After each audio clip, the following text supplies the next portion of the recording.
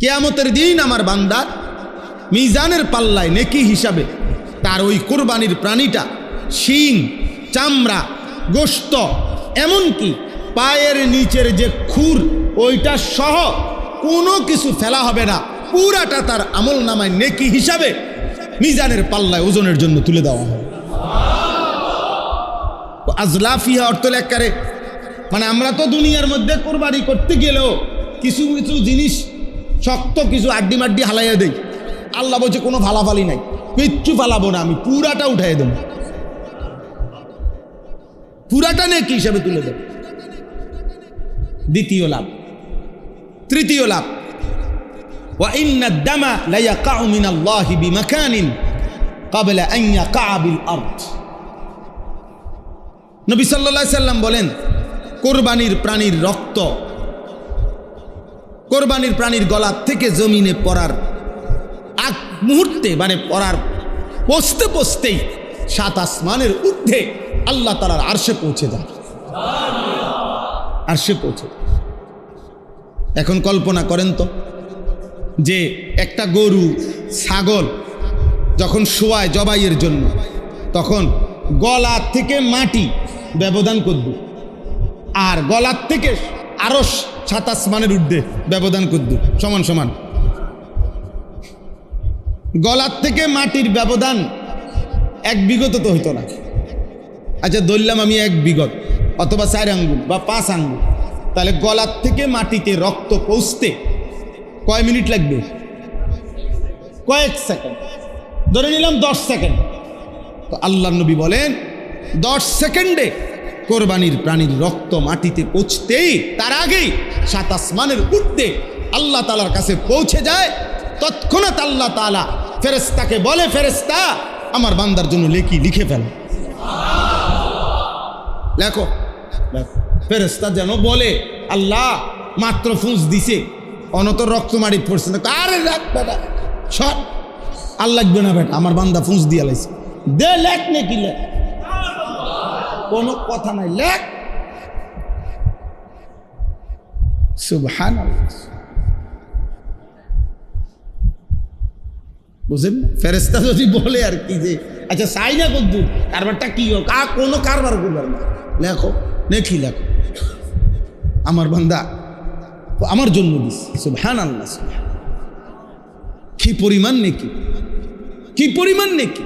ফাতিবু বিহা নাফসান, এজন্য নবী জীবনে অতএব খুশি খুশি দিলে কোরবানি কর, খুশি খুশি, খুশি খুশি মহাব্বতের সাথে কোরবানি করো। হ্যাঁ না কিতা করো না, দেওয়ান তো লাগবেই, চলতে তো ওইবই সমাজে, কোরবানি দেয়, এদিনই কোরবানি। যাও আর বেশি এমনও মাইয়ার বাড়ি থেকে কিছু মেহমান খাওয়াই না, যা 6 মাস দূরে ঘুরাইতে আসি, বুঝছেন না? কয়েকবারই কথা দিছি খাওয়াবো খাওয়াবো, যাও এক উচিলা দাও, বাড়াইয়া দাও, 50,000 টাকা বাড়াইয়া দাও, একটা গরু একটু বাড়াইয়া লও, একবারে সারাই দাও। 50,000 টাকার গোস্ত আলাদা কিনতেন, কোরবানিটা বরবাদ করে দিলেন কেন? বুঝেন না? এগুলো নিয়ে কোরবানি না, শুধুই আমার আখিরাত, শুধুই আমার আল্লাহর ইবাদত, শুধুই আমার আল্লাহর মহব্বত, নয়তো গোস্ত তো আমি আগেও খাই, পরেও খাই, ঠিক না? এই জন্য আল্লাহ নবী সাল্লাল্লাহু আলাইহি সাল্লাম বলছেন, এখানে কোনো পেরেশানি মনে করো না, বরং যতজনের উপরে কোরবানি সবাই কোরবানি। আমাদের সমাজে আব্বা খামখেয়ালি, আমরা খামখেয়ালি, অসংখ্য মুসলমানের উপরে কোরবানি ওয়াজিব। ফ্যামিলির মনে রাখবেন, গড় প্রতি কোরবানি ওয়াজিব হয় না, মানুষ প্রতি। আমগো ঘরের মধ্যে হুজুর কোরবানি হয়েছে, না না, আপনার ঘরের উপরে কোরবানি ওয়াজিব হয় না, কোরবানি ওয়াজিব হয় মানুষের উপরে। আমগো ঘরে কোরবানি হইলেই তো হয়েছে না, কোরবানি হইলেই হইতেছে না, যতজনের উপরে ওয়াজিব হয়েছে প্রত্যেকের কোরবানি দিতে হবে। ছেলেটা প্রত্যেক মাসে 2 মাস পর পর বিদেশ থেকে তো টাকা পাঠায় বাড়িতে, এখন শুধু কোরবানি আসছে আর 30,000 টাকা পাঠাইছে, 30,000 টাকা দিয়া বাড়িতে কোরবানি দিছে বাপের নামে বা মার নামে বা বাপ মার নামে। তো কোরবানির 3 দিন যার কাছে সাবালক মুসলমান, পাগল না এমন সুস্থ যার কাছে 52.5 ভরি রূপার দাম সমপরিমাণ টাকা অতিরিক্ত আছে, স্বাভাবিক প্রয়োজন, এ বাজার খরচ ওষুধপত্র অতিরিক্ত। আজকেরও হিসাবও আসছে যে সর্বোচ্চ আমি 3400 টাকা করে এক ভরি রূপার দাম, সর্বোচ্চ 3600 বলছে, আরেকজন 3400 বলছে, সেই হিসাবে 1,80,000 অথবা 1,90,000 টাকার মতো। তো 1,90,000 বেশিটাই ধরেন, 1,90,000 টাকা কোরবানির দিন 3 দিন, কোরবানির সকালবেলা ফজর থেকে তৃতীয় দিন মাগরিব পর্যন্ত যার কাছে অতিরিক্ত আছে জমা ব্যাংকে, হ্যাঁ, অতিরিক্ত জমি, অতিরিক্ত আপনার তার কাছে যেখানে আছে, তো ওই ব্যক্তির উপরে কোরবানি ওয়াজিব। তাহলে এখন যে ছেলেটা বাড়িতে টাকা পাঠাইলো 30,000, তো ওর কাছে 2 লাখ টাকা আছে না, আলাদা কথা বলে না? তো এর কাছে যে 2 লাখ টাকা আছে, তো তার উপরে কোরবানি ওয়াজিব নেই। তো তার আব্বার নামে যে কোরবানি হইল, তো তার কোরবানি কই? তো বুঝি ঘরে কোরবানি হইলে এসে তো বলে বাফেরে দিছে, অসুবিধা কি? আমি বলছি নি অসুবিধা, সে তো সারা বছরই বাফেরে টাকা দেয়, অন্য সময় দেয় না, তো তুমি এখনো দিবা? তুমি বাবা মার খেদমত করবে না? কথা বোঝেন নাই? তো বাবা মার খেদমতের জন্য টাকা দিছে সে, কিন্তু তোমার উপরে যে ওয়াজিব সেটা কই? তুমি বাবা মারে টাকা দেওয়ার কারণে তোমার বউরে কিছু দাওনি, তুমি বাবা মারে টাকা দেওয়ার কারণে তোমার বাচ্চাগুলোরে দাওনি, ওগুলো খরচ করো না। তো তাহলে এখন কোরবানির বেলায় আসলে অবহেলা। আমরা ঘরে কোরবানি হয়েছি, ও 1 ফুট ঢাকা চাকরি করে, 1 ফুট ব্রাহ্মণবাড়িয়া চাকরি করে, 1 ফুট বাইক উপার্জন করে, 3 জনের কামাই আছে মনে করেন। তো এখন যে দে তুই 15,000 দে, তুই 12,000 দে, আচ্ছা তুই ঢাকা সার কি করস, তোর বেতন বেশি, তুই 20,000 দে, কত হইলো 40, এমনি এমনি বানাইছে টিয়া, বানাইয়া কোরবানি দিছে এ হের বাফের নামে মার নামে, শেষ কোরবানি আদায় হয়ে গেছে নাকি? এটা নিয়ে কোরবানির হিসাব বুঝি, যাতে যা লইয়া থাবাইয়া থুবাইয়া যার থেকে যা নিয়া বাপমার নামে কোরবানি দেওয়া, এটারই নি কয় কোরবানি? বলেন না, আমাদের সমাজে এমন করে না? তো এই যে ছেলেটা ঢাকাতে চাকরি করে, তার কাছে 1,90,000 টাকা আছে না, তার আলাদা জমা থাকলো, তো তার উপরে কোরবানি ওয়াজিব? কথা বলে না? যে ছেলেটা ব্রাহ্মণবাড়িয়া চাকরি করে, তার কাছে যে আলাদা জমা টাকা আছে, তো তার উপরে কোরবানি ওয়াজিব না, তো তার কোরবানি কই? বলেন, এটা কি এমনি মিল্লা জিল্লা দিলে হইল নাকি? বুঝছেন নি আমার কথাটা? আপনার আমি উদাহরণ দিলাম, একজন মহিলার কাছে স্বর্ণ আছে কিছু, মহিলার ওই যে গহনা, আর সাথে 10,000 টাকা আছে ধরেন জমা, মহিলার টাকা 5,000 টাকা আছে। এখন স্বর্ণ এবং টাকা, কিছু টাকা, অথবা স্বর্ণ এবং রূপা, এই স্বর্ণ কিংবা রূপা, স্বর্ণ কিংবা টাকা যদি দুইটা মিলাইয়া ওই 52.5 ভরি মানে 1,90,000 টাকা ধরলাম, যে কম বেশ হইতে পারে, এই 1,90,000 টাকা যদি দাম হয়, নিঃসন্দেহে এই মহিলার উপরে কোরবানি ওয়াজিব।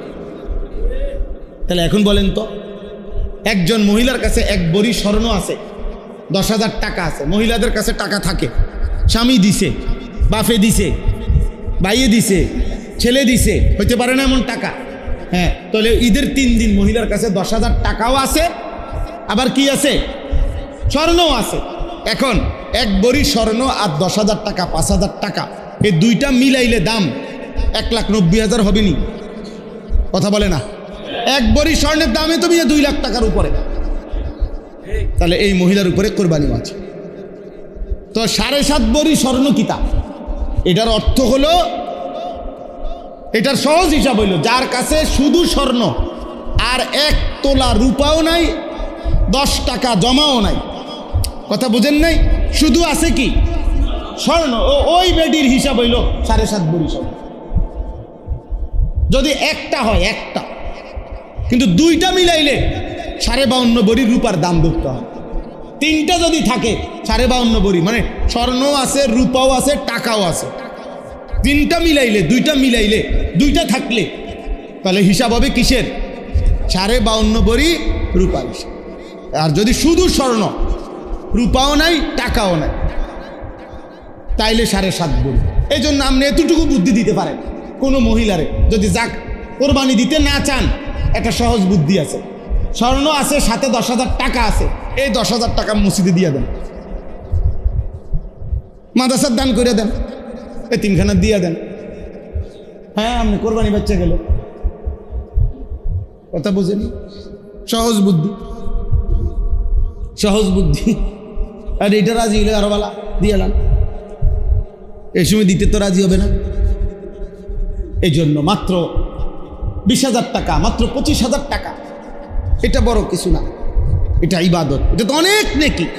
তোমরা অনেক যুবক আছে অবিবাহিত কিন্তু বালেক, উপার্জন করে, তার কামাই আছে, রোজগার আছে, ও হেক মনে মনে ভাবে সংসারে হয়তো বিয়ে করছি না। আরে বিয়ের সাথে তো হিসাব না, উপার্জনের সাথে হিসাব। কথাটা বুঝছেন কি? তা হিসাবটা কি বিয়ের সাথে না উপার্জনের সাথে? আমরা হুজুর একসাথে সংসার, অন আব্বা ভিন্ন করছে না, আমরা 4 ভাই আর আব্বা মা একসাথে খাই, আমরা একসাথে খান না 2 সাথে খান, এটা দেখার বিষয় তো না। উপার্জন করে যতজন, ওদের হিসাব করে কোরবানি দিতে হবে। আমি আবারও বললাম, বুঝছেন না আমার কথাটা? আপনারা যদি কেউ না মানেন অসুবিধা নাই, আমরা দিন তারিখ সহ হাসরের ময়দানে বলব। বুঝেন নাই কথাটা? 15ই মে 2026 রোজ শুক্রবার রাত্র 11:30টার দিকে আল্লাহ আমরা বলছিলাম, আমরা দিন তারিখ সন সহ বলব, তখন বুঝবেন আপনি।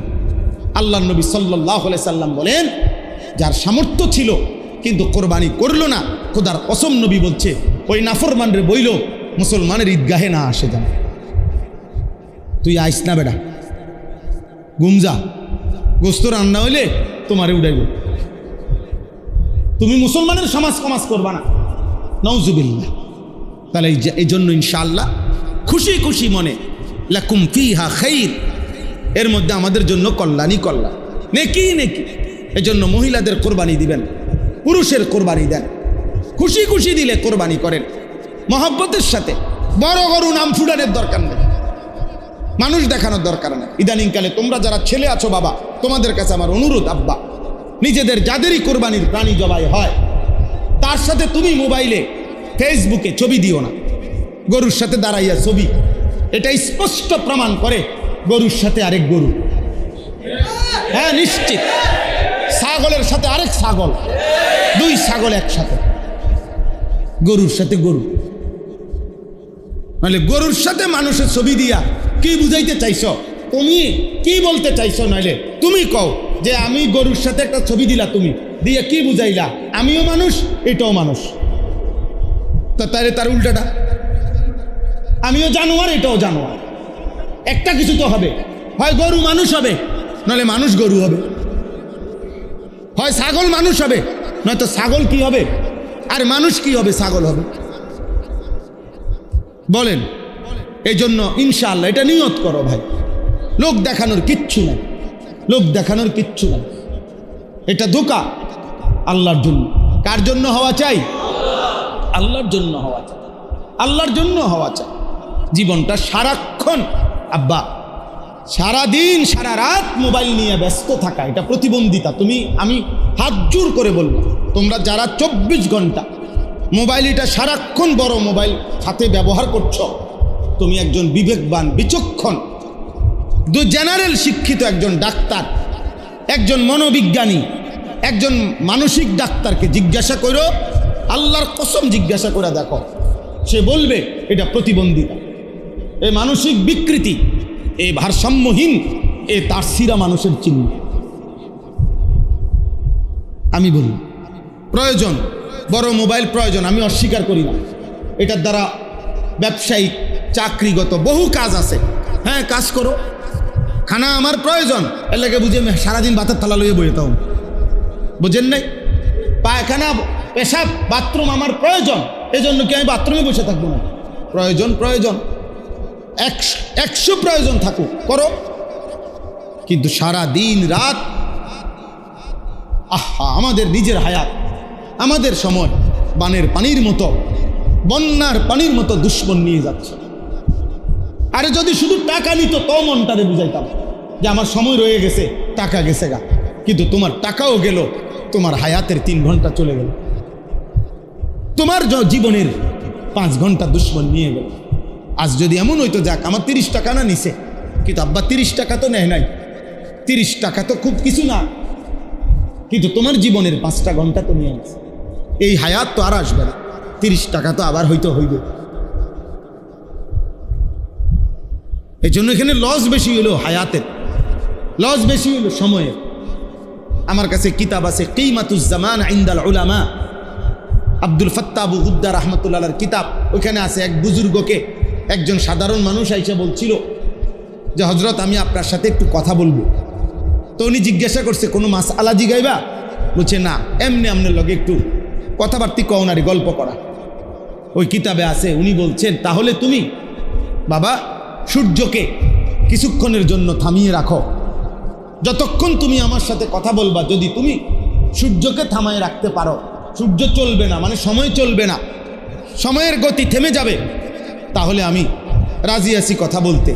আর যদি না পারো যে না সময় চলতে থাকবে, তাইলে অনর্থক কথা বলার জন্য তুমি আমার হায়াতের, আমার সময়ের 1 মিনিট নষ্ট করতে পারো না, আমি তোমাকে এই অধিকার দিতে পারো।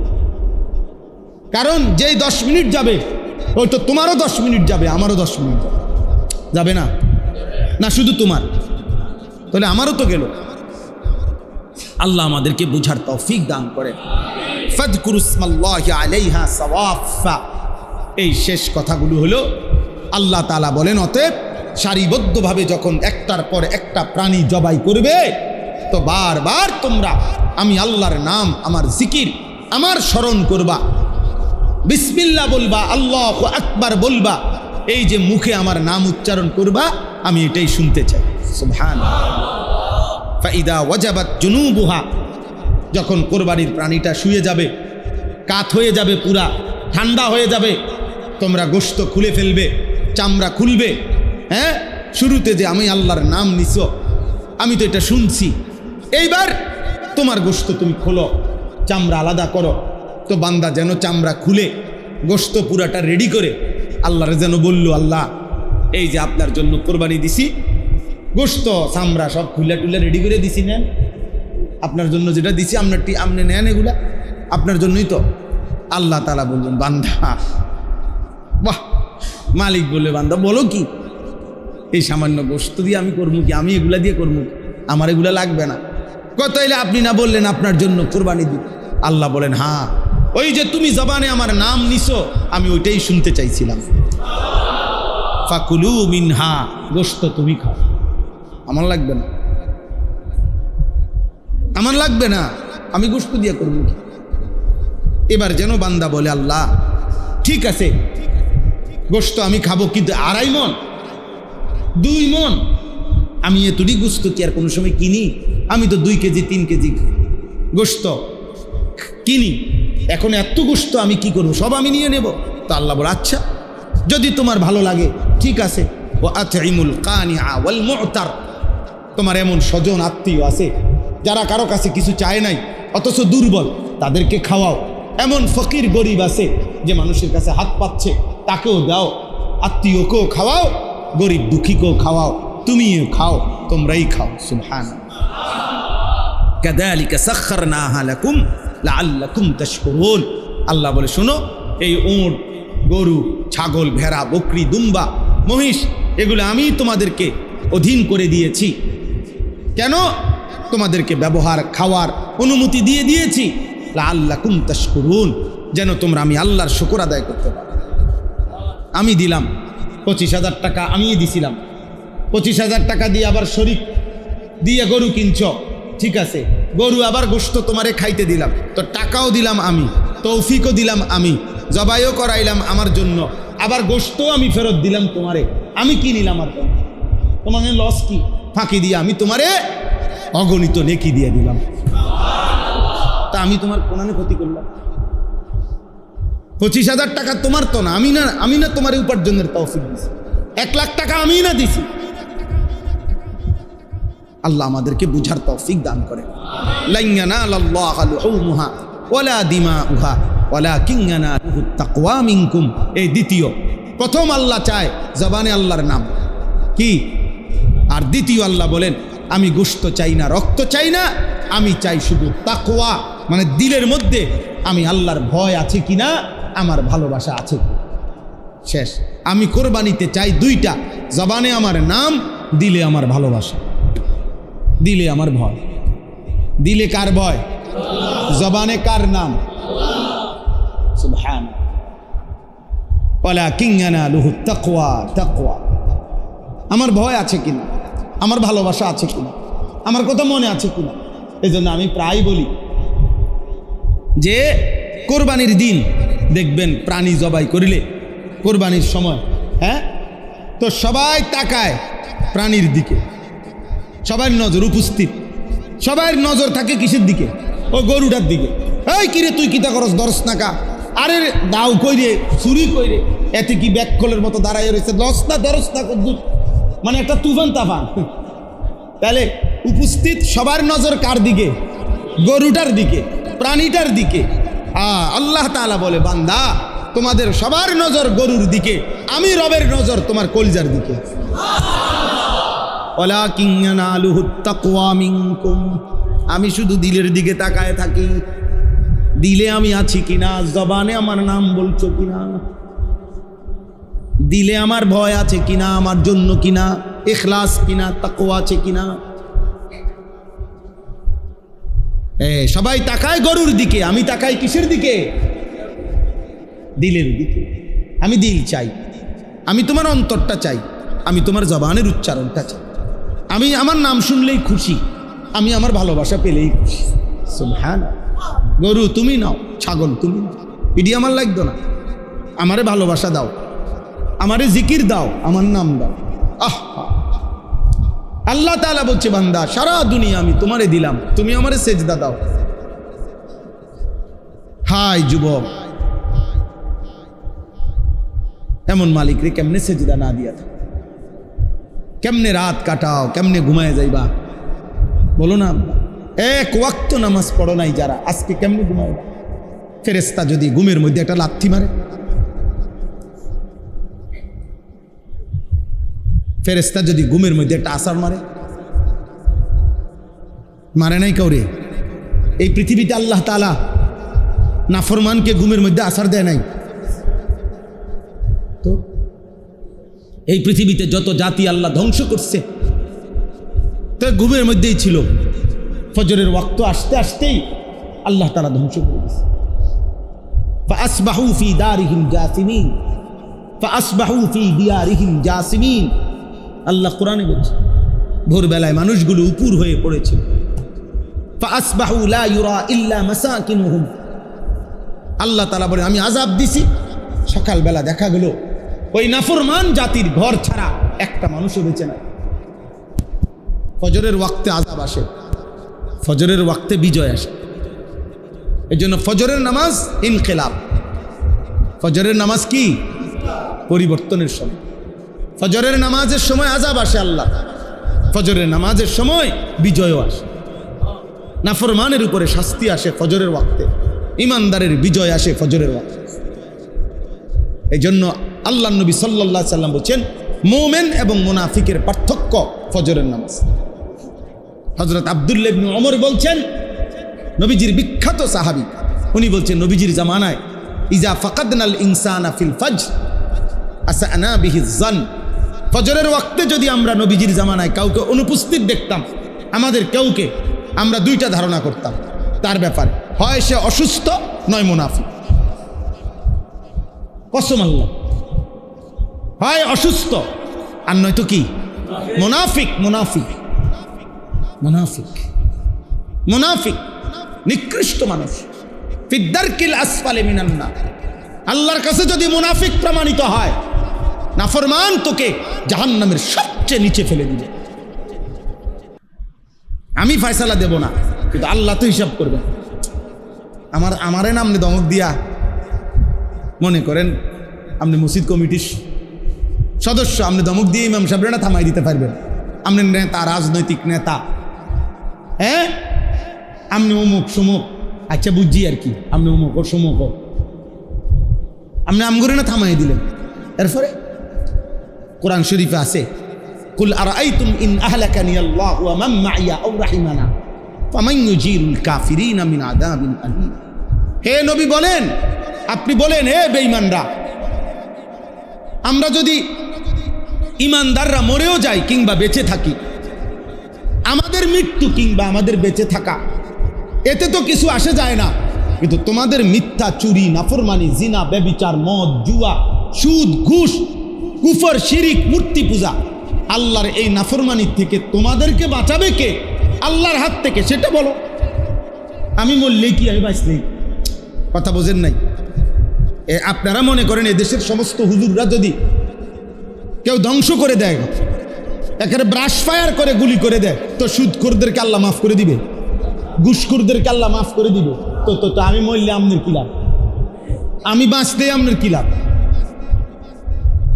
বাঁচলে তো লাভ আছে, বরং তওবা করার জন্য বুঝতে পারবেন, আর 2-4 লাইন কথা শুনতে পারলে কোনোদিন আল্লাহ তৌফিক দিলে ফিরতে পারবেন।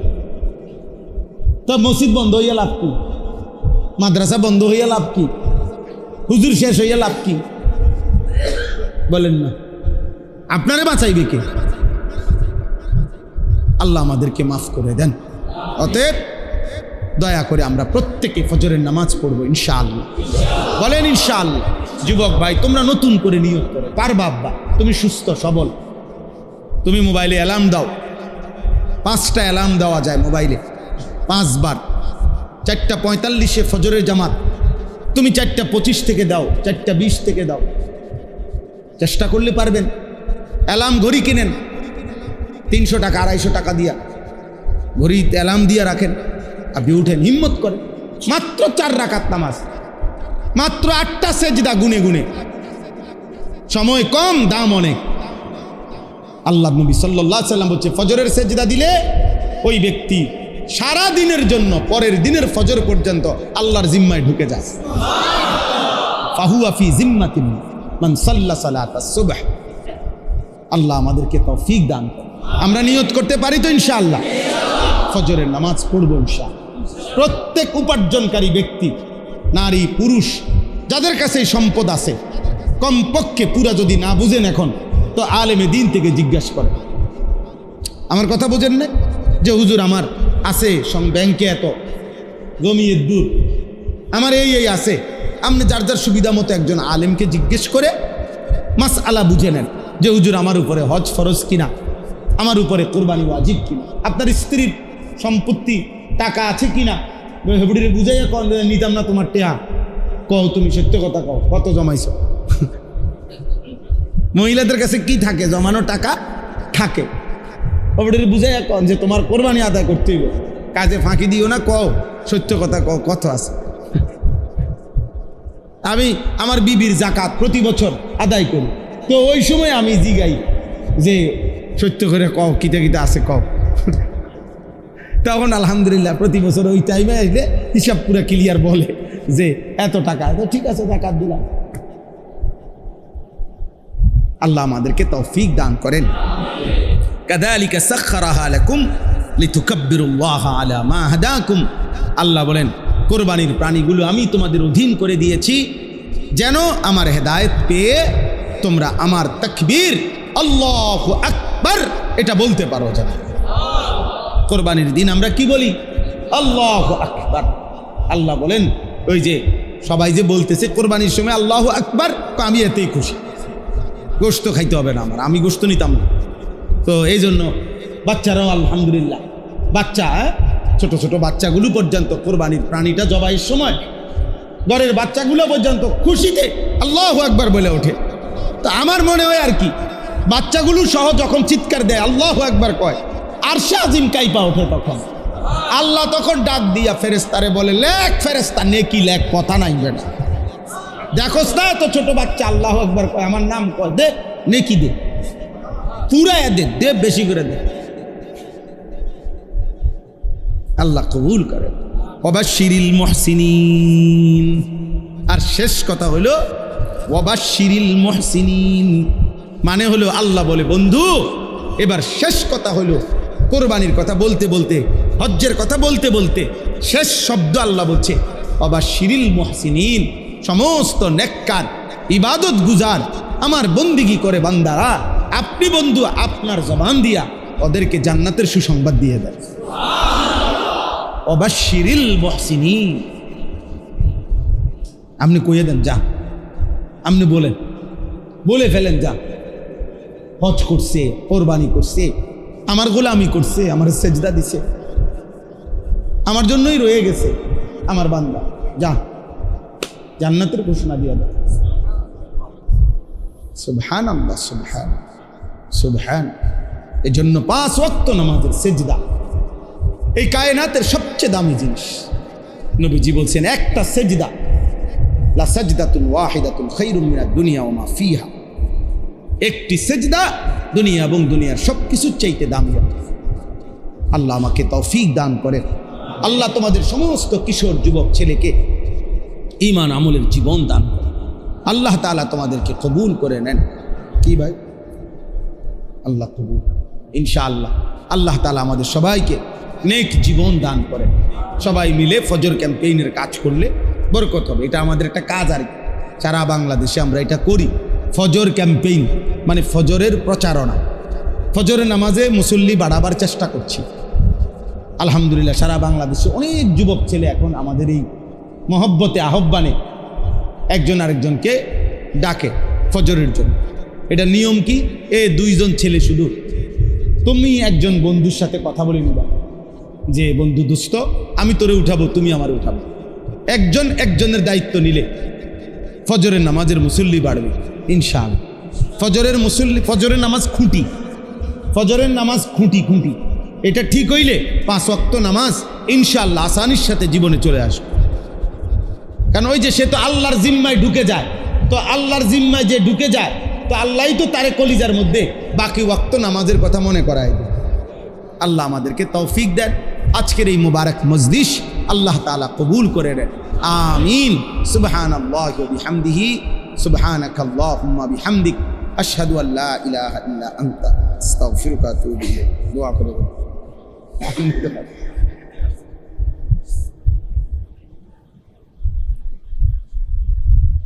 আলহামদুলিল্লাহি রাব্বিল আলামিন। আল্লাহুম্মা আনতাস সালাম ওয়া মিনকাস সালাম, তাবারাকতা ইয়া যাল জালালি ওয়াল ইকরাম, ইয়া আরহামার রাহিমিন, ইয়া আরহামার রাহিমিন, ইয়া আরহামার রাহিমিন। রব্বানা যালামনা আনফুসানা ওয়া ইল্লাম তাগফির লানা ওয়া তারহামনা লানাকুনান্না মিনাল খাসিরিন। রব্বানা আতিনা ফিদ দুনিয়া হাসানা ওয়া ফিল আখিরাতি হাসানা ওয়া কিনা আযাবান নার। রব্বিরহামহুমা কামা রব্বায়ানি সগীরা। রব্বানা হাব লানা মিন আজওয়াজিনা ওয়া যুররিয়াতিনা কুররাতা আ'য়ুন ওয়াজআলনা লিল মুত্তাকিনা ইমামা। মাওলায়ে করিম আপনি মাফ করে দেন, মেহেরবান মাওলা আপনার মাফ করে দেন। রাত গভীরে মাওলা আপনার ঘরে বসে আপনার কাছেই হাত উঠাইলাম, পিছনের জিন্দেগির সমস্ত নাফরমানি থেকে মাফ চাইলাম। মাওলা আপনি মাফ করে দেন, আপনি মাফ করে দেন, আপনি মাফ করে দেন, আপনি মাফ করে দেন। আগামী জীবন আপনি সুন্দর করে দেন, ঈমান আমল দান করেন, ইজ্জত আফিয়ত দান করেন, তাকওয়া তহারত দান করেন, হিম্মত ইস্তেকামত দান করেন, দ্বীনের উপরে থাকার চলার তৌফিক দান করেন। আমি অন্যের কল্যাণ যেটুকু পারি করব, এটা নিজেকে ভুলবো না। এটা হলো বুদ্ধিমানের হিসাব। মানুষের কল্যাণ আমার দায়িত্ব, মানুষের জন্য উপকার করতে পারা এটা আমার জন্য উচিত, কিন্তু নিজেকে বাদ দিয়ে নয়, নিজেকে ভুলে নয়। এজন্য ছোট বড় ছেলে তোমরাও ছোট না, একেবারে 14 বছর 15 বছর, তোমরাও কিন্তু আব্বা ছোট না। তুমি আলহামদুলিল্লাহ পৃথিবী বোঝো, নাই তো তুমি এত বড় মোবাইল চালাও কিভাবে? তুমি মোবাইলে নিশ্চয়ই কিছু না কিছু দেখো, তাহলে তুমি না বুঝলিনি দেখো। তোমার এই ছোট বয়সেই তোমার অনেক শাহওয়াত, তোমার ছোট বয়সেই অসভ্যতা অনেক বেশি, চরিত্রহীনতা অনেক বেশি। এটা তোমার জন্য দুর্ভাগ্য। মাত্র 14 বছরেই তুমি মোবাইলের নারীতে আসো, এটা তোমার উপরে লানত, অভিশাপ। তোমার আগামী জীবন অন্ধকার। মাত্র 16 বছর বয়সেই তুমি মোবাইলে নারী দেখে অভ্যস্ত, তোমার জীবন লানত, তোমার জিন্দিগি অভিশপ্ত জিন্দিগি। আগামী পৃথিবী এখনো অনেক লম্বা। যদি তোমার হায়াত আল্লাহ দেয় 60 বছর, 14 বছর বয়সে যদি এত নষ্ট হয়ে যাও, তো বাকি হায়াত কেমনি কি করবে? বাকি এত লম্বা হায়াত কেমনি পার করবে? 16 বছর বয়সে যদি এক ওয়াক্ত নামাজ পড়তে না পারো, বাকি হায়াত কেমনে চলবে? এত কম বয়সে আল্লাহকে মোটেই মনে পড়ে না, এত অল্প বয়সেই এত বড় বেয়াদব। এই বেয়াদব 60 বছর যাইতে যাইতে কেমন হবে? বুঝেন নাই বিষয়টা? বুঝছেন কিনা? মাত্র 16 বছর, এক ওয়াক্ত নামাজ পড়েন, তাহলে এই বেয়াদবের বয়স যখন 40 বছর হবে, এটা কেমন বড় ডাকাত হবে, এটা কেমন বড় দাজ্জাল হবে ভাবছেন? কত বড় নিকৃষ্ট হাইওয়ান হবে এটা।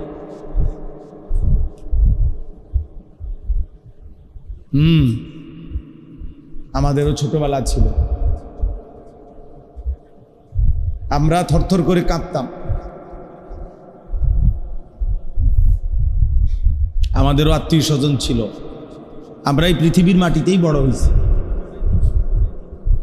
আমিও প্রাইমারি স্কুলে পড়ছি, ক্লাস 5 পর্যন্ত। ধারাবাহিকভাবে 1993 সাল থেকে 2004 সাল পর্যন্ত টানা পড়ালেখা করছি মাদ্রাসা। 2011 সাল পর্যন্ত পরীক্ষা দিছি, আরো কুমিল্লা ভিক্টোরিয়া কলেজে মাস্টার্স পর্যন্ত, জেনারেল লাইনেও পড়ছি।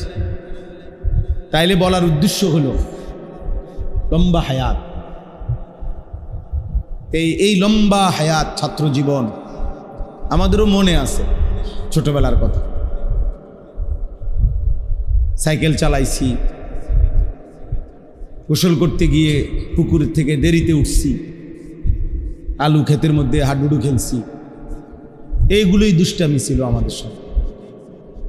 এর জন্য অনেক শাসন করছে আমার বড় মামা, মেজো মামা, আমার ছোট মামা, 2 জন মামা, বড় মামা তো ভাই, এমনকি গ্রামের যেই কোনো মুরব্বীরাই দমকাইয়া উঠাই দিছে পুকুরের থেকে।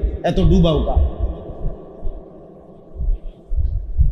এত ডুবাউকা, একজনে দমকাইয়া ঠিকই উঠাই দিছে। আর দুর্ভাগ্য, বদনসিব সন্তান, তোমার কপালে একজন মানুষ জুটল না যে তোমাকে ন্যূনতম আদব আখলাক শেখাবে। কেউ একবার বলে না। এমন অনেক ছেলে আছে যাকে কেউ একবারও বলে নাই যে আব্বা তুমি মুসলমানের বাচ্চা, 24 ঘন্টা মোবাইলে কি দেখ। তার কপালে এমন একজন অভিভাবক জোটে নাই। তুমি বাবা মুসলমান, 365 দিনে তোমারে তো কোনো মুসলমান হিসাবে একদিনও কোনোদিন ফজরের নামাজে মসজিদে দেখলাম না। তো তুমি কেমন মার ঘরে বড় হইলা, কেমন বাবার ঘরে বড় হইলা? একদিনও তো তোমারে কোনোদিন ফজরের নামাজে মসজিদে কেউ দেখলো না। এত বড় অসভ্য জানোয়ার মুসলমান হয় কিভাবে? এটা তো জানোয়ার, হাইওয়ান।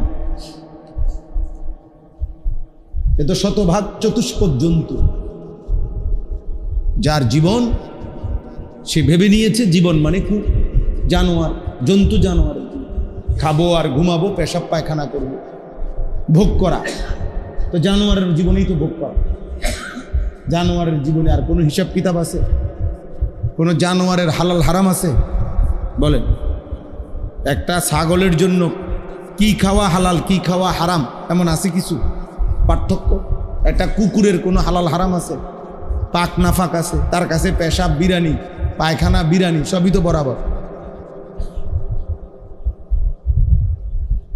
তাহলে হালাল হারাম, পাক নাফাক, জায়েজ না জায়েজ, এই পার্থক্য যার মধ্যে নাই, ও মানুষ কিভাবে? একজন ভাই বলো, প্রতিবাদ করো, অথবা বুঝায় বলো, জেনারেল শিক্ষিত একজন বলো।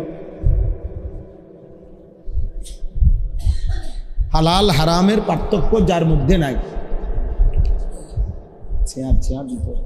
এটা এদিক দিয়ে দেন, মানে এদিক দিয়ে হুজুর আরাম। এই দিয়ে কষ্ট হইবে, এটা একটু সিফা জায়গা, এখানে জায়গা, এই যে ফ্যান আছে, অসুবিধা নেই, বাতাস পাবে না। মিম্বরে বই আরাম হইতো না, চেয়ারে বসলে আরাম পাবে, আমি এটা দেখ, আমি যেটা বলছি মিম্বরে বই আর ফিটে ঠেলান দেওয়া দানা, কষ্ট আছে।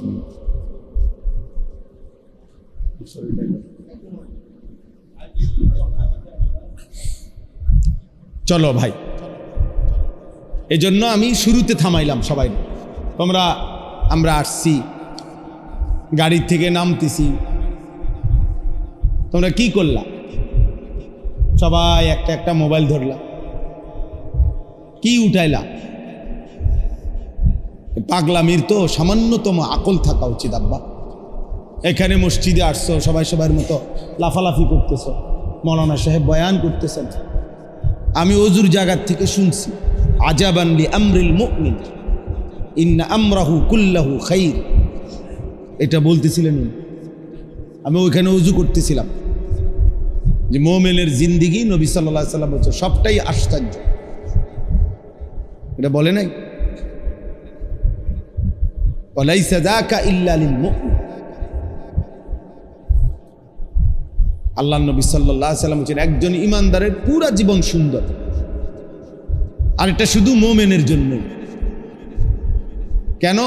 নবীজি সাল্লাল্লাহু আলাইহি ওয়াসাল্লাম ব্যাখ্যা দিয়েছেন, এক মুমিন যদি খুশি হয়, তার মন মতো চাহিদা মতো কিছু পায়, তো সে আল্লাহর শুকর আদায় করে, আর এটা তার জন্য শুকর আদায়ের দ্বারা নেকি হয়, কল্যাণ হয়।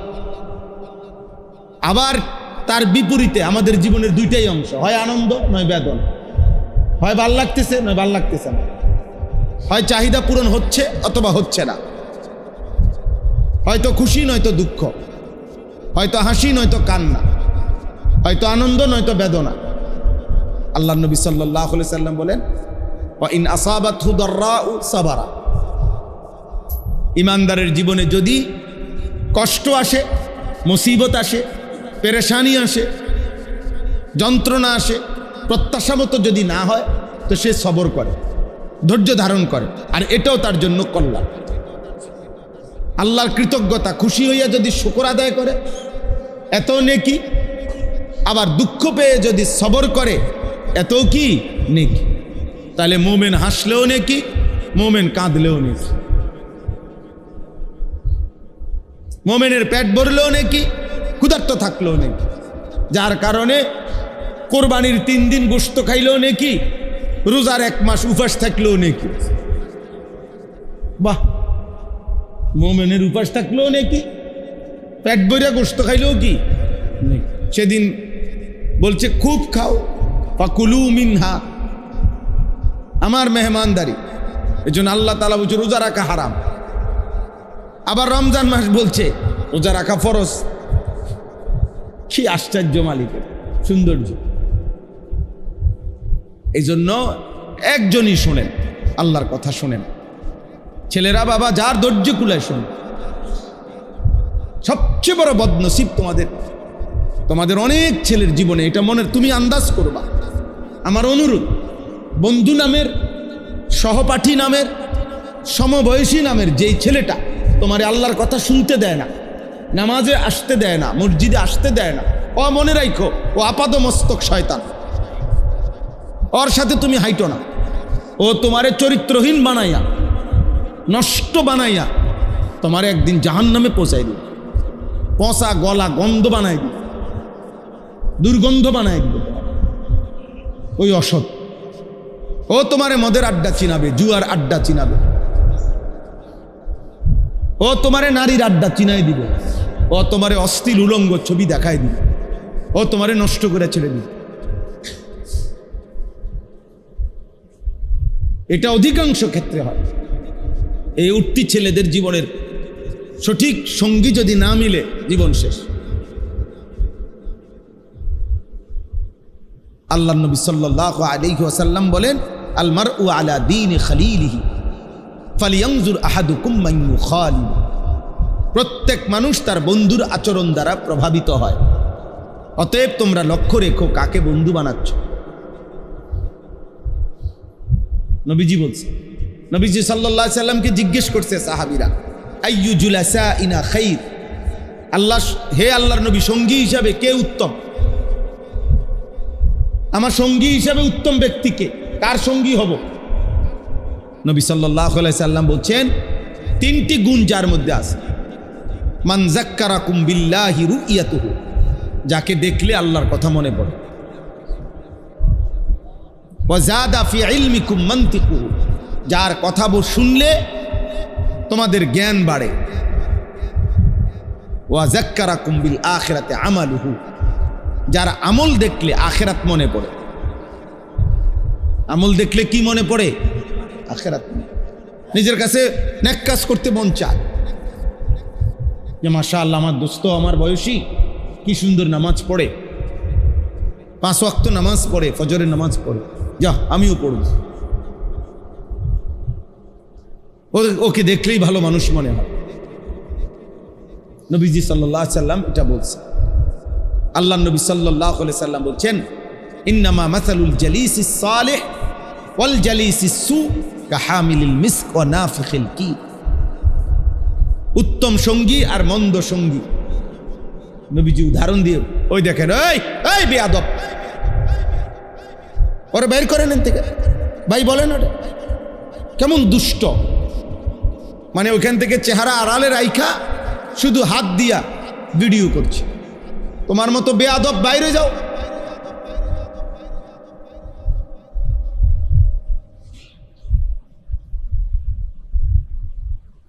হ্যাঁ, চেষ্টা করতে হবে, একটু একটু করে। চেষ্টা না করলে আমাদের সন্তানদেরকে ফেরাবে কে?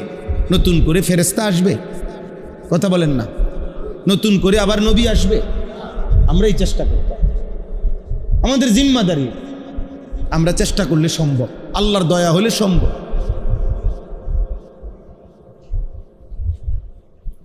এই জন্য আমি হাল ছেড়ে দেওয়ার মানুষ, আলহামদুলিল্লাহ।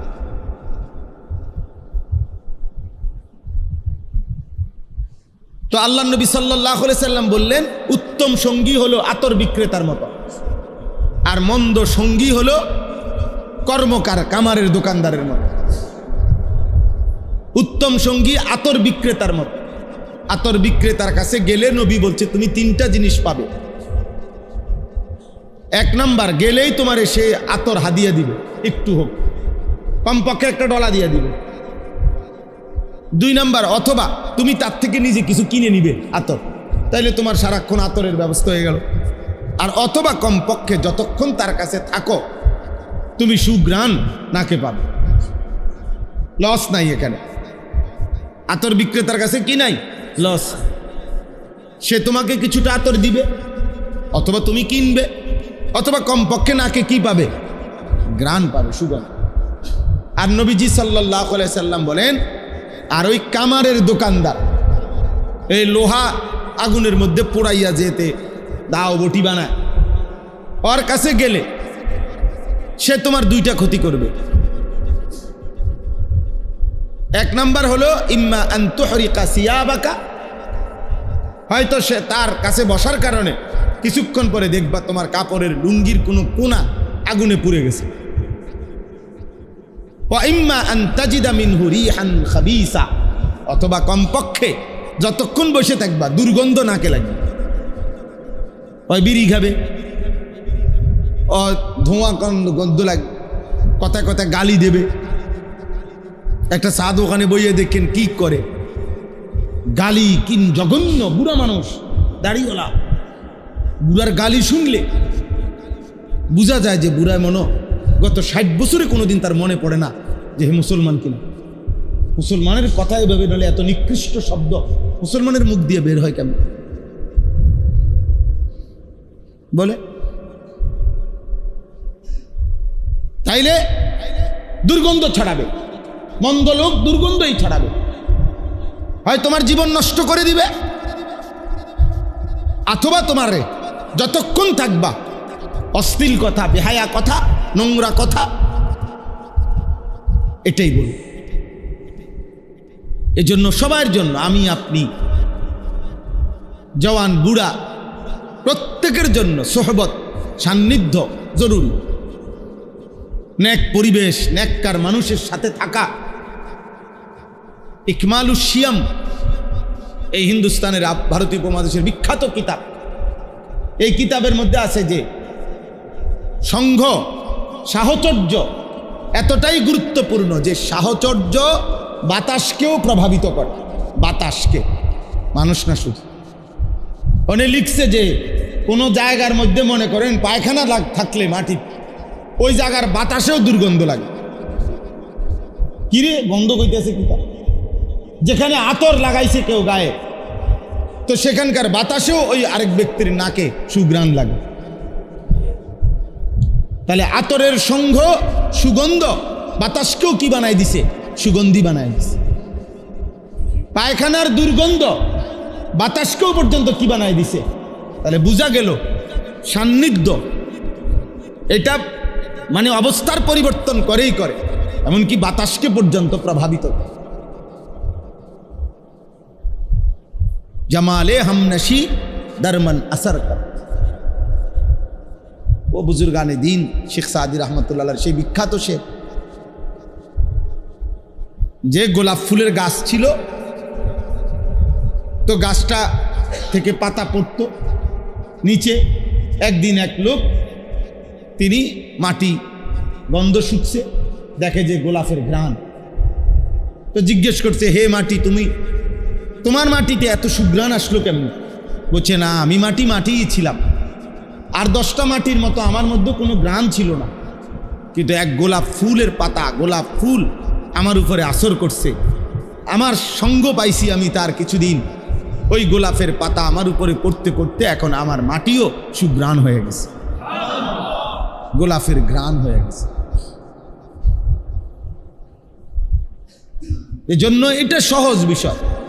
প্রিয় ভাই, প্রিয় বাবা, আপনি কিংবা আপনার সন্তান, আপনার পরিবার, আপনি নিজে কিংবা আপনার পরিবার, যেই আমরা যে যার সঙ্গ থাকি, তার আসর হবেই হবে, তার প্রভাব হবেই হবে।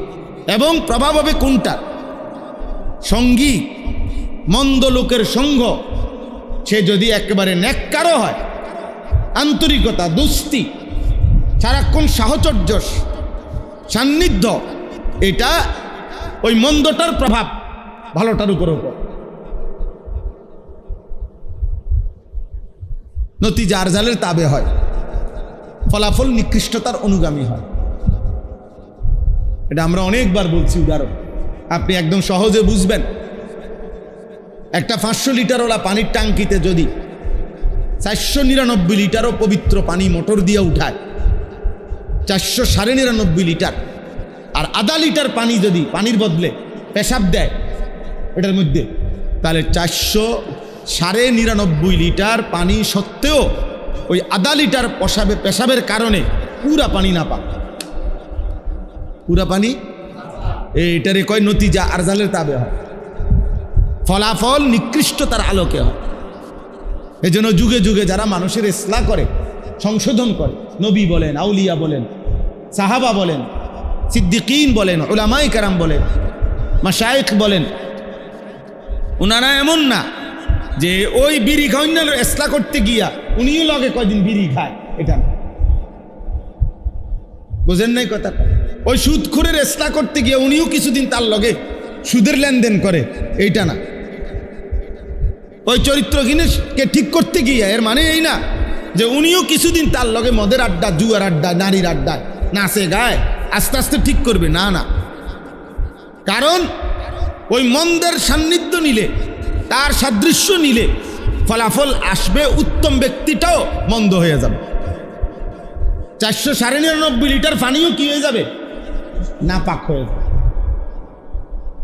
এই জন্য নিজেকে নিরাপদ দূরত্বে রেখে, নিজের ঈমান, আমল, আখলাক ঠিক রেখে নিয়ম হলো অন্যকে সংশোধনের চেষ্টা করা। আর যদি সে নাও হয়, আমার অসুবিধা নাই, আমি আমাকে ঠিক রাখবো। এটা আমাদের নবীজি সাল্লাল্লাহু আলাইহি সাল্লামকে পর্যন্ত আল্লাহ তাআলা বলছেন, ফাকাতিল ফি সাবিলিল্লাহ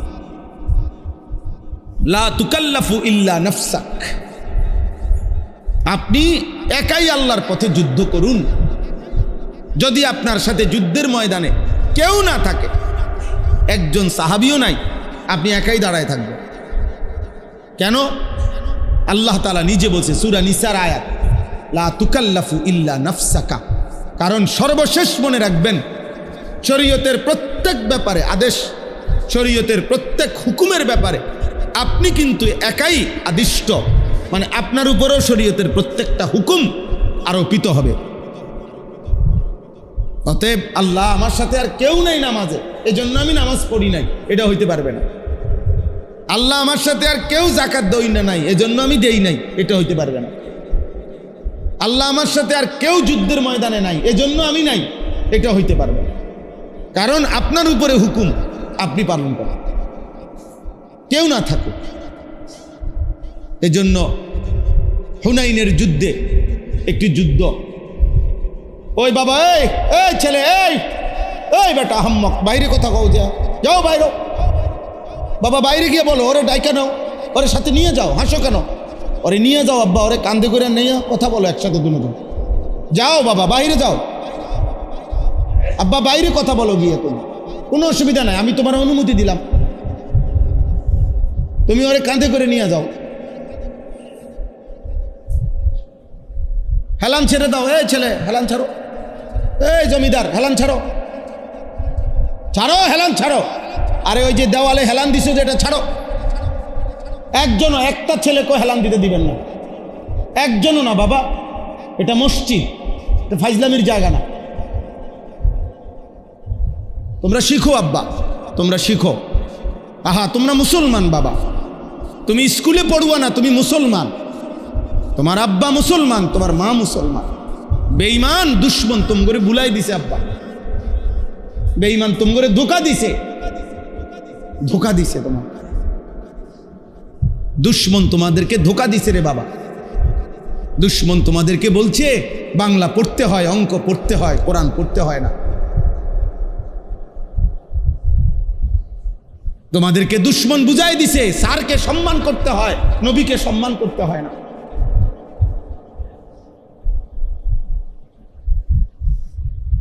দুশ্মন বুঝাই দিছে, দুশ্মন এমন পড়া পড়া বই দিয়ে দিছে, 16 বছরে আর কোনোদিন তোমারে আধা ঘন্টা সময় জোটে নাই তোমার কপালে, তোমার জন্যে। দুশ্মনের সিলেবাসে, দুশ্মনের রুটিনে তোমার জন্য আধা ঘন্টা সময় জোটে নাই তোমারে আল্লাহর কোরআন শিখাবে। কিন্তু পড়ার সাফে বাংলা প্রথম পত্র আলাদা, বাংলা দ্বিতীয় পত্র আলাদা, ইংরেজি ফার্স্ট পার্ট আলাদা, ইংরেজি সেকেন্ড পার্ট আলাদা, পদার্থবিজ্ঞান আলাদা, রসায়ন বিজ্ঞান আলাদা, জীববিজ্ঞান আলাদা, বিষয় বড়, এই জন্য পাঠ করে দাও, আলাদা করে দিছে। সাধারণ গণিত আলাদা, উচ্চতর গণিত আলাদা, আলাদা। আর আমাদের এই অবুঝ বাবা মা, আহা, যাদের নিজেদের জীবনে কোনো আল্লাহ নাই, আখেরাত নাই, এই অবুঝ মা বাবাদের কষ্টের রক্তের পানি করা উপার্জনের টাকার থেকে ওরে বুঝাই দিছে ছেলে তোমার শিক্ষিত হইতেছে, অথচ বাবা একবারও বলে না আমিও মুসলমান, আমার ছেলে মুসলমান, ও যে দেখি কোনোদিন আল্লাহর কোরআন পড়ে না, আমি তারে কি পড়াইলাম, আমার ছেলেই বা কি পড়ে। আহা, দুশ্মন বাবার জেহেন থেকেও সরাই দিছে কোরআন, ছেলের তা মায়ের জেহান থেকেও সরাই দিছে, মেয়ের জেহান থেকেও সরাই দিছে, দুজনের বুঝ দিয়া দিছে। এগুলো লাগবে না, এগুলো 2-4 জন মোল্লা মৌলবী বেকুব কিসিমের যারা অভাবী দরিদ্র ফকির মিসকিন ভিক্ষুক এরকম কিছু মাদ্রাসায় পড়বে, কোরআন পড়বে, ও নাথিং বিষয়। এই কায়নাত সাধারণ, অথচ এই ভারতীয় উপমহাদেশ আমরা ইতিহাস এর মাধ্যমে প্রমাণ করতে পারবো মিয়া ইনশাআল্লাহ। এই ভারতীয় উপমহাদেশে যুগ যুগ ধরে এই ব্রিটিশ ইংরেজ বেঈমান শাসন ক্ষমতা দখলের আগে এই ভারতীয় উপমহাদেশে 1000 বছরেরও চাইতে বেশি ঐতিহ্য এটাই ছিল, যেখানে মুসলমান মাত্রই পড়ালেখা বলতে দিন শিখাই বুঝত। আর দুনিয়াবি উপার্জনের জন্য যার যার সুবিধা মতো একটা পেশা হিসাবে কোনো একটা দুনিয়াবি পুঁথিগত এই সমস্ত কোনো একটা বিদ্যা শিখত। কেউ হোমিওপ্যাথিক, কেউ এলোপ্যাথিক, কেউ আয়ুর্বেদিক। বুঝেন না কথা? একটা কিছু শিক্ষা নিত আর কি দুনিয়ার চলার জন্য। আরে জ্ঞান বলতে আমাদের এই উপমহাদেশের ইতিহাস সেটা ছিল। ব্রিটিশ যখন এই উপমহাদেশে দিল্লিতে ক্ষমতা দখল করে, তখন শুধু দিল্লি শহরে, দিল্লিতে 1000-এর চাইতে বেশি মাদ্রাসা ছিল। মুসলমান মানেই আল্লাহর কোরআন পড়তো। কসম খোদা ভাইয়া, তোমরা বোঝো আব্বা, ছেলেরা, এই ভাগ বেঈমান করছে আমাদের মাঝে। আজকে আমরা দুইটা ভাগ হয়ে গেছি। আমরা হুজুর, তোমরা স্যার। আমরা টুপিওয়ালা, তোমরা টুপি ছাড়া। আমগো এক গ্রুপ, আমরা যাদের লুঙ্গি পায়জামা টাকনুর উপরে, তোমরা এক গ্রুপ হয়ে গেছো যারা নিচে, টাকনুর নিচে। আমগরে দৃশ্যমান বিভক্ত করে দিছে। তো কলিজার মধ্যেও তো বিভক্তই, হৃদয়ের মধ্যেও তো বিভক্তই হবে। আমাগরে তো বাহ্যিকভাবে কি করে দিছে? 2 ভাগ করে দিছে। আমরা হুজুর, ওরা জেনারেল। অথচ জেনারেল শিক্ষা কোনোদিন কেউ হারাম বলেন। একজন ডাক্তার হওয়া একটি সমাজের জন্য হারাম, কথা বলেন না। একজন মানুষ বিল্ডিং এর প্ল্যানিং শিখা, এটা হারাম। এনে হারামের কি আছে? এটা হারাম হবে কেন? এটা গুনাহ হবে কেন? কিন্তু আল্লাহকে ভুলে গেল কেন? এত বড় ডাক্তার সাহেব, যার কালকে একজন ডাক্তারে দেখাইছি, ওনার FCBS এর পরও আরো 5টা ইউনিভার্সিটি, ইউরোপের ডিগ্রি, বিশাল বড় ডাক্তার। 21 দিন পরে সিরিয়াল পাওয়া গেছে। সিরিয়াল দেওয়ার পরে 21 দিন পরে সিরিয়াল দিছে। 21 দিন অপেক্ষা করে আমার বোনের ডাক্তার দেখাইছে সিরিয়াল দেওয়ায়। আমি পরিচিত মানুষ।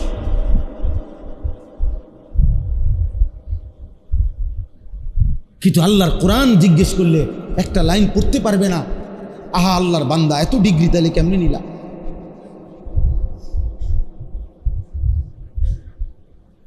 বলে একজন মুসলমান অকপটে বলতেছে, এবং এটা নিয়ে সে খুশি, কোনো মানসিক কোনো অতৃপ্তি নাই ওনাদের। আমি একজন বলতেছি না, মানে বুঝাইতেছি। একটা মুসলমান, অথচ তার মানসিকভাবে এই লজ্জা অনুভূতিও নাই যে আমি আল্লাহর কোরআন পড়তে পারি না, এবং এটা স্বাচ্ছন্দ্যে বলে। এই না পারাটা যে ব্যর্থতা, দুর্বলতা, অক্ষমতা, কাপুরুষতা, গুনাহ, পাপ, এটা ভাবেও না। এটা কিছুই না, পারি না, আমার সমস্যা কি, পারি না। অথচ এটা তো লজ্জা, এটা তো অপমান। একজন মুসলমান আল্লাহর কোরআন পড়তে পারে না। আরে এটা যদি আমি অন্যরে জিগাইতাম তাহলে না মনটারে বুঝাইতাম। মুসলমানরে এই কথা আবার ভাবতে হলো কেন? মুসলমান আল্লাহর কোরআন পড়তে পারে না। আগের দিনে শুনছেন না আপনার? আগের দিনে এমন বুজুর্গ ছিল, ওনারা বুঝতেন এটা যে মুসলমান মিথ্যা কথা বলতে পারে। কয় এটা তো আমরা জীবনে শুনছি না। মুসলমান আল্লাহর কোরআন জানবে না, আমরা কোথায় এসে নামছি? আমাদের বলেন তো সাহাবায়ে কেরাম, নবীজির যতজন ছিলেন, নবীজির সাহাবী যদি হয় 1 লক্ষ ধরে নিলাম, তো 5 ওয়াক্ত নামাজ পড়তেন কয় %? এই 10-20 হাজার। কথা বলে না? নবীজির সাহাবী যদি হয় 1 লক্ষ, আল্লাহর পথে জিহাদ যুদ্ধ করেছেন 5-7 হাজার। নবীজির সাহাবী যদি হয় 1 লক্ষ, তো এলেম চর্চা, কোরআন সুন্নাহ চর্চা করেছেন কয়জন? সবাই, শতভাগ। তো মুসলমান মানে দিন শিখবে, মুসলমান মানেই দিন শিখবে। এরপরে দুনিয়াবি প্রয়োজনে এক একজন এক একটা বিষয়ের উপরে দুনিয়াবি প্রয়োজনে শিখে নিবে, ঠিক আছে। কিন্তু মৌলিক একটা ফাউন্ডেশন আল্লাহর কোরআন, দিন শিখা থাকবে না কেন? থাকবে না কেন? এই জন্য আব্বা আমি ধমক দিই তুম করে, এই ধমকের মাকসাদ এটাই। নাহলে আমি এনে আইসা তোর ঝগড়া করি নাই কারোর সাথে। এবং এটা আমার পরিচিত এলাকা, আমার উস্তাদে মোহতারাম নাটায়ের হুজুর, আমার সেই ছোটবেলার উস্তাদ, হুজুর আমার পাশে বসা, একেবারে পিচ্ছি আমলের উস্তাদ। আমরা যে সময় একেবারে ছোট্ট, ব্রাহ্মণবাড়িয়া দারুল আরকাম, সেই 93 সালে 94 সালে ওই সময় আমরা পড়ছি সর্বপ্রথম মাদ্রাসা শুরু আমগরে দিয়া। হুজুর আমার সেই প্রথম জীবনের উস্তাদ। আলহামদুলিল্লাহ, আল্লাহ হায়াতে তৈয়বা আফিয়া দান করে। তাহলে এই জন্য বললাম, প্রিয় ভাই, প্রিয় বাবা, ইসলাহি মজলিসের মাকসাদ এটা, মূল মাকসাদ এটা। তোমরা ছেলেরা, তোমরা আব্বা, আমি আবারও বলছি, নষ্ট হয়ে যাইও না। আরেকবার ফিরে আসা কঠিন হবে। গুনাহ যদি একবার তোমারে পাগল বানায় ফেলে, আর আল্লাহ যদি সিদ্ধান্ত নেয়, খোদার কসম, কোরআনে বহু আয়াত আছে, আল্লাহ যদি একবার সিদ্ধান্ত নেয়, বান্দা তোরে আর আমি হেদায়েত দেব না, তো এই কায়নাতের গোটা পৃথিবীর সমস্ত মৌলবি বাইটটা খাওয়াইলো আর তোমারে কেউ হেদায়েত দিতে পারবে?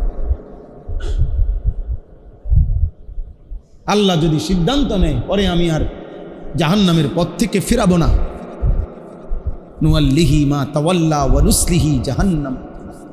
কোরআনে আল্লাহ আছে, বলছে আল্লাহ, আমার রাসূলের নিয়মিত প্রতিনিয়ত যে বিরুদ্ধাচরণ করে, আমার নবীর জিন্দিগির এবং আমার ইমানদার মুমিন বান্দা যে পথে চলে, তার উল্টো পথে যে চলে, ওমান ইউশাকিকির রাসূলা মিন বাদি মা তাবায়্যানা লাহুল হুদা ওয়া ইয়াত্তাবি' গায়রা সাবিলিল মুমিনিন। আল্লাহ বলেন, আমার রাসূলের উল্টো পথে যে চলে, আমার ইমানদার মুমিন বান্দারা যে পথে, সে পথের উল্টো যে চলে, আল্লাহর কসম আব্বা, আল্লাহ কোরআনে বলছে, একদিন আমি তাকে সেই উল্টো পথেই চালাইতে থাকি এবং উল্টো পথেই জাহান্নামে ফেলে দিই। আর কোনোদিন সুদ ছাড়তে পারতেন না, আল্লাহ যদি নারাজ হয়ে যায়। আর কোনোদিন বিড়ি ছাড়তে পারতেন না, আল্লাহ যদি নারাজ হয়ে যায়। আর কোনোদিন গালি ছাড়তে পারতেন না, আল্লাহ যদি নারাজ হয়ে যায়। হ্যাঁ, আর কোনোদিন আল্লাহর কোরআন সহি শুদ্ধ করতে পারতেন না, আল্লাহ যদি নারাজ হয়ে যায়। আল্লাহ যদি বলে, যা ভাত খাওয়ামু, ঠিক আছে, ঘুমাইতে দিমু, আখেরাত আর দেব না, জান্নাত আর দেব না, এই নগদ তাৎক্ষণিক ক্ষণিকের কয়দিনের দুনিয়া খাও, জন্তু জানোয়ারেও খায়, তুমিও খাও। কোরআনুল কারীমে আছে, আল্লাহ বলছেন, হে নবী, মনের ইচ্ছে মতো যে চলে, আমি কিন্তু একদিন আপনাকে বলে দিলাম, ওয়া আদাল্লাহুল্লাহু আলা ইলমিন, জেনে বুঝে আমিও একদিন তাকে পথভ্রষ্ট করে দেব। আমি আল্লাহই করে দেব। ওয়া খাতামা আলা সামঈহি ওয়া কলবি, আল্লাহ বলছেন, আমি নিজেই একদিন তার কানে এবং অন্তরে মোহর মেরে দেব। ওয়া জাআলা আলা বাসারিহি গিশাওয়া, আমি আল্লাহই তার চোখে পর্দা ফেলে দেব। ফামান ইয়াহদিহি মিন বাদিল্লাহ, আল্লাহ তাআলা বলেন, বন্ধু, আমি যদি কানে পর্দা ফেলে দেই, আমি যদি কানে মোহর মেরে দেই, অন্তরে মোহর মেরে দেই, চোখে পর্দা ফেলে দেই, আমি যদি পথ বুলাইয়া দেই, এবার বলেন তো আপনি, আমি আল্লাহকে বাদ দিয়ে পরে হেদায়েত দিবে কে? কোরআন শরীফের আয়াত, ফামান ইয়াহদিহি মিন বাদিল্লাহ, আল্লাহর পরে এবার তারে হেদায়েত দিবে কে? আল্লাহ যদি বলে আমি তারে হেদায়েত দেব না, এবার তারে আল্লাহর হাত থেকে ছুটে আনবে কে? নবীজি। কথা বলেন না? আল্লাহ যদি সিদ্ধান্ত দেয় আমি হেদায়েত দেব না, তো এবার আল্লাহর হাত থেকে তারে ছুটাই আনবে নবীজি। তাই তো নবীজি আবু তালেবকে ছুটাই আনতে পারছে? কথা বলেন না, কেন পারল না? তো আবু তালেবের চাইতে প্রিয় চাচা নবীজির আর কেউ ছিল না। 38 বছর নবী সাল্লাল্লাহু আলাইহি সাল্লামের খেদমত করছে আবু তালেব। কয় বছর? 38 বছর। নবী সাল্লাল্লাহু আলাইহি সাল্লামের বয়স যখন 12, তখন দাদা আব্দুল মুত্তালিব নবীজিকে আবু তালেবের হাতে দিছে। আর নবী সাল্লাল্লাহু আলাইহি সাল্লামের বয়স যখন 50, তখন আবু তালেব ইন্তেকাল করছে। এই 12 থেকে 50 কত বছর? 38 বছর। এই 38 বছর টানা আবু তালেব নবীজির খেদমত করছে, এই চাচায় ভাতিজা। কিন্তু আল্লাহর কাছে নবী কত কান্দা কাঁদছে, কিন্তু আল্লাহ বলছে আমি হেদায়েত দেব না। কেন দিবে না, এই কথা জিজ্ঞাসা করবে কে? কারো অধিকার আছে এটা? আল্লাহকে যদি আপনি বলেন যে 38 বছর খেদমত করার পরেও ওরে হেদায়েত দেন নাই, আর ওমর তরবারি হাতে রওনা দিছে, হত্যা করবে। আমনে তারে হেদায়েত দিলেন। ওমরের কাছে বাহ্যিকভাবে হেদায়েতের কোনো উপকরণই ছিল না, যুক্তি নাই। ওমর তো রওনা দিছে কি করতে? হত্যা করতে। আল্লাহ বললেন আমি হেদায়েত দেব। এখন আল্লাহর জিগান, আমাদের কারো অধিকার আছে এটা? যে আবু তালেবকে কেন হেদায়েত দিলেন না আর ওমরকে কেন হেদায়েত দিলেন? কারো বলার অধিকার আছে কিছু? একক ফয়সালা কার? আল্লাহ। ইচ্ছা কার? তো বলে এজন্য ভাই আমরা যে এত অস্থিরতা করি, এত অনুনয় বিনয় করি, কাকুতি মিনতি করি, উদ্দেশ্য তো এটাই, তুমি যদি আল্লাহর দিকে না ফিরো, আর গুনাহ যদি লম্বা হয়, পাপ যদি ভারী হয়, আর আল্লাহ যদি কোনো দিন বলে ফেলে, সিদ্ধান্ত নিয়ে ফেলে, হে আমার বান্দা তোকে আর হেদায়েত দেব না, আর তো কেউ ফিরাইতে পারবে। গুনার রাস্তা, জাহান্নামের রাস্তা থেকে তো আর কেউ বাঁচাইতে পারবে। এই জন্য প্রতিনিয়ত উচিত ওলামায়ে কেরামের সাথে থাকা, দ্বীনের সাথে থাকা, আল্লাহর কথা শুনতে থাকা। প্রতিনিয়ত বলে দাওয়াত ও তাবলীগের সাথীরা প্রতিনিয়তের জন্য বলে, একবার সকালে বলে, একবার দুপুরে, একবার বিকালে, একবার সন্ধ্যায়, একবার রাতে, কতভাবে কত আন্দাজে মানুষের কাছে কাছে যায়। অর্থ হইল বারবার আল্লাহর কথা স্মরণ করা, আল্লাহর কথা স্মরণ করা, আল্লাহর কথা মনে করায়, আখিরাত মনে করায়। আমরাও আপনাদের কাছে আখিরাত মনে করাই, ছেলেদের কাছেও আখিরাত মনে করাই বাবা। অতএব আমি আর লম্বা করছি না, আমার অল্প একটু কথা। প্রথম কথা আমার শেষ। ইসলাহি মাহফিলের মূল মাকসাদ আমাদের জিন্দেগির সংশোধন। তোমরা কিশোর, তোমরা যুবক, তোমরা সুস্থ স্বাভাবিক, তোমরা সবল, তোমরা নামাজ পড়ো আব্বা। আমি অনুরোধ করলাম, প্রিয় সন্তান, নিজেকে বরবাদ করে দিও না। নিজেকে বরবাদ, নারী দেখে তেমন কোনো লাভ নেই। মোবাইলের অশ্লীল ছবি দেখে সে তোমার না বাবা, ওই নর্তকী তোমার কিছু হয় না, সে তোমার মাও না, বোনও না, সে তোমার বিবি না, সে তোমার এলাকার কেউ না। ওরে দেখে চরিত্র নষ্ট করো। ও তোমারে চিনে না, ও তোমার জন্য কাঁদে না, ও তোমার জন্য ভাবে না, ও তোমারে দিয়া ব্যবসা করে,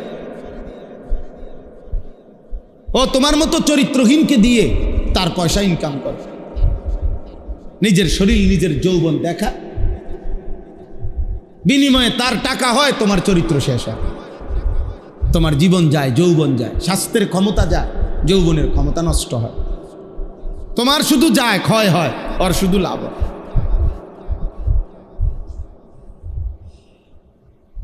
তোমার টাকাও যায়, সম্পদও যায়, ধরা পড়লে ইজ্জতও যাবে। মানুষ যখন জানবে, কোনোদিন মানুষ যদি দেখে এই ছেলেটা নারীর অশ্লীল ছবি দেখে, চরিত্রহীন, আর চুল, চেহারা, লেবাস, চলাফেরা দেখলে মানুষ বুঝতে ভুল করে না। বেনামাজি তুমি, মানুষ বুঝি ভাববে তুমি জুনায়েদ বাগদাদী। তুমি চরিত্রহীন নারী ছবি, অশ্লীল দৃশ্য দেখো, তো তোমার চেহারার দিকে তাকাইলে আন্দাজ হয় না? তোমার চুল চেহারা দেখলে বোঝা যায় না? তাহলে একটা মানুষ তো বোঝা উচিত, যার কিরা আমি আমারে কি বুঝাইতে আসি মানুষের কাছে। আল্লাহ নবী সাল্লাল্লাহু আলাইহি সাল্লাম বলেছেন, নবীজি বলছেন, হে আমার উম্মত, মনে রাখবা তোমাদের প্রত্যেকটি গোপন গুনাহ, একাকিত্বের গুনাহ আল্লাহ তাআলা দিনের আলোতে তা তোমাদের চেহারার মধ্যেই ভাসায়া দেয়। ফলে মানুষ বুঝে। অফিকা উয়ুবুন ওয়ালিন্নাসে আয়ুন, আরবিতে বলে তোমারও দোষ আছে, মানুষেরও চোখ আছে। মানুষ বুঝতে ভুল করে না। মানুষ চেহারা দেখলেই বলে, হ্যাঁ দেখতে ফুটটা ঘরের মতো লাগে, দেখতে বাবা ঘরের মতো লাগে, দেখতে বোঝা যায় চোরের মতো। বুঝেন নাই? তাহলে এটা মানুষে কেমনে বুঝলো? আবার মানুষ নেককার লোককে দেখলেই বলে, হ্যাঁ চেহারা দেখলেই মনে হয় ভালো মানুষ, চেহারা দেখলেই বোঝা যায় ছেলেটা ভালো মানুষ। আল্লাহ আমাদেরকে বুঝ দান করে, আল্লাহ আমাদেরকে ফিকির দান করে। একটা একটা ছেলে, তোমরা আগামীর পৃথিবী অনেক বেশি পেরেশানি হবে এই আল্লাহর সাথে যদি না জোড়ো। মসজিদ, মাদ্রাসা, ওলামা, দাওয়াত, তাবলীগ, দ্বীন, কোরআন সুন্নাহর সাথে নিজেকে যদি শক্তভাবে না বাঁধেন, আপনারা যারা অভিভাবক আছেন, আপনাদের জেনারেশন একেবারে এলোমেলো হয়ে যাবে। এই কয়দিন আগেও পত্রিকা আসছে, আধুনিক পৃথিবী, ইউরোপের নতুন চেষ্টা হলো, কিছুদিনের মধ্যেই কিছুটা হয়েছে, এই ফর্মুলা আসতেছে। তাদের স্লোগান হলো তারা গোটা পৃথিবীর মানুষের সমস্ত প্রয়োজন এই সিস্টেমে পূর্ণ করবে, যে মানুষের যা প্রয়োজন, নিত্য প্রয়োজনীয়, তারা শুধু বলবে যে আপনার কোনো কিছুর উপরে কোনো মালিকানা নাই, কিন্তু আপনার কোনো পেরেশানি নাই, অখুশি নেই, আপনার সকল চাহিদা, সকল প্রয়োজন দ্রুততম সময়ের ভিতরে পূরণ হবে, আপনার কোনো মালিকানা থাকবে না। You will own nothing and be happy. এই মানে চিন্তাটার নাম। তোমার কোনো মালিকানা থাকবে না, কিন্তু তোমার কোনো দুঃখ থাকবে, অসুখী হবে না, তুমি সুখী থাকবে। তোমার নারী দরকার, যতবার দরকার ওরা পৌঁছাবে, যখন যেরকম দরকার ওইরকম পৌঁছাবে। তোমার এখানে জানার বিষয়, তোমার খাবার দরকার, ওনারাই খাবার পৌঁছাবে। এখন সবজি ভাল লাগতেছে, সবজি আসবে, গোশত চাচ্ছ, গোশতই আসবে, কিন্তু হালাল না হারাম, জবাই করা না জবাই ছাড়া, আল্লাহু আকবার বলছে না না, এত কথা তোমার দরকার না। তোমার চাহিদা পূরণ হওয়া দরকার। আজকের ইউরোপে খবর নেন, আজকের ইউরোপে খবর নেন, এখনকার খবর নেন আমেরিকা, এখন খবর নেন ইউরোপে। নারী জানে না সে কোত্থেকে আসছে, পুরুষ জানে না সে কোত্থেকে আসছে, ছেলে জানে না তার মা কোথায়, মা জানে না তার ছেলে কোথায়, কেউ জানে না কারোর সাথে কারো বন্ধন নাই, পারিবারিক বন্ধন। সবাই সবার চাহিদা পূরণ করতেছে, কারো চাহিদা অপূর্ণ নাই, কিন্তু হালাল হারামের কোনো কি নাই, ব্যবধান। সব চাহিদাই পূরণ হইতেছে, অত্যাধুনিক সকল সুযোগ সুবিধা শতভাগ। এই 3-4 দিন আগে কানাডা থেকে আমার একজন ঘনিষ্ঠ লোক আসছে, তো আমি বললাম উনি হজে যাবে, তো ওনার আরেকজন সমুন্দি না জানি শালা, সে আসবে, তারপর ও সহ হজে যাবে। তাই আমি বললাম একসাথে নিয়ে আসলেন না কেন? তো বলতেছে হুজুর ওখানে যে অফিসে চাকরি করে, তো সেখানে এখন এই মুহূর্তে আমাদের কানাডাতে কর দিতেছে, কর ট্যাক্স আর কি, ট্যাক্স। তো এখন প্রচণ্ড ভিড়, তার কাজের ভিড়, আরও 3-4 দিন লাগবে। তা আমি বললাম এইভাবে এত ভিড় মানে সেখানকার জনগণ শতভাগ দায়িত্ব নিয়ে নিজ গরজে ট্যাক্স দিয়ে দেয়। হে আরো উজ্জা হিসাব দেয়, আমার এটা আছে, এটা আছে, এটার এত নেন, এটার নেন, এটার নেন, এটার নেন। কেন? আমি বললাম কেন এত? আমরা দিই, ফাঁকি দেয়।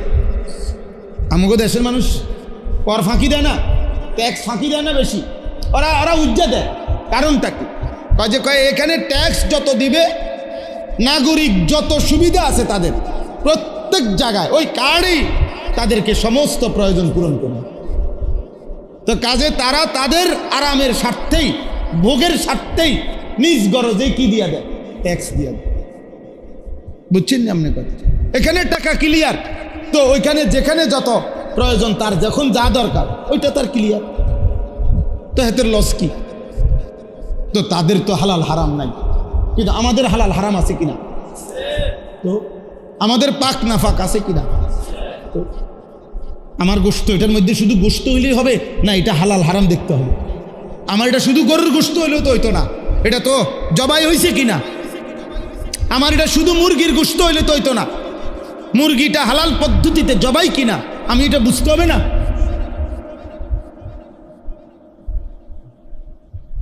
এই জন্য আমরা বললাম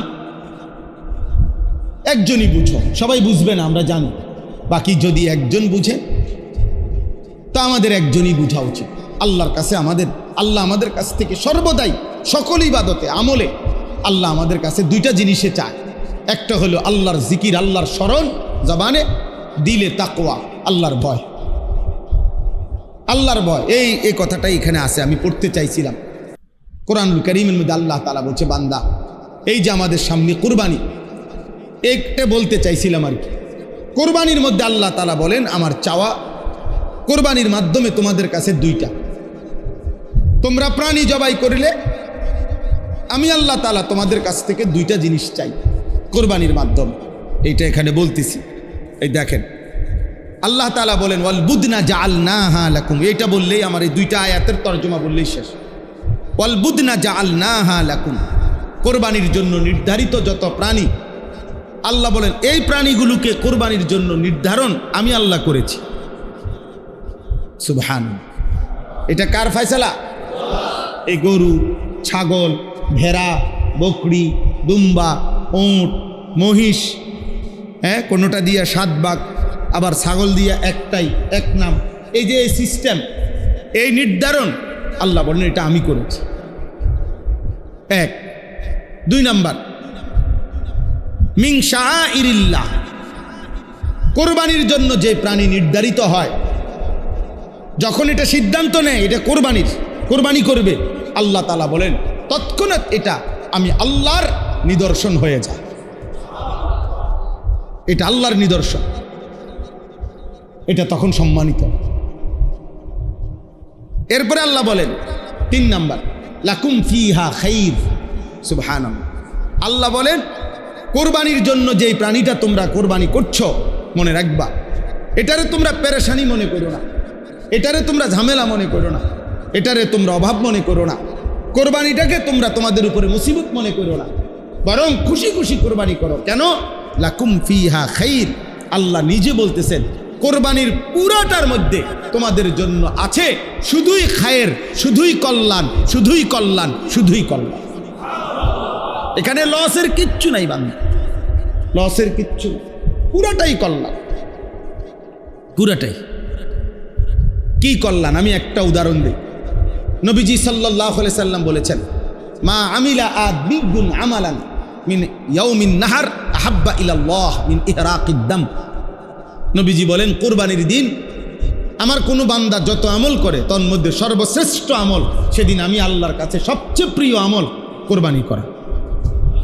তাহলে বান্দা যখন কোরবানি করে সেটা আমি আল্লাহর নিকট সবচেয়ে প্রিয় আমল হয়ে যায়। এলো 1। 2 নাম্বার নবীজি সাল্লাল্লাহু আলাইহি ওয়াসাল্লাম বলেছেন ওয়া ইন্নাহু লা ইয়াতি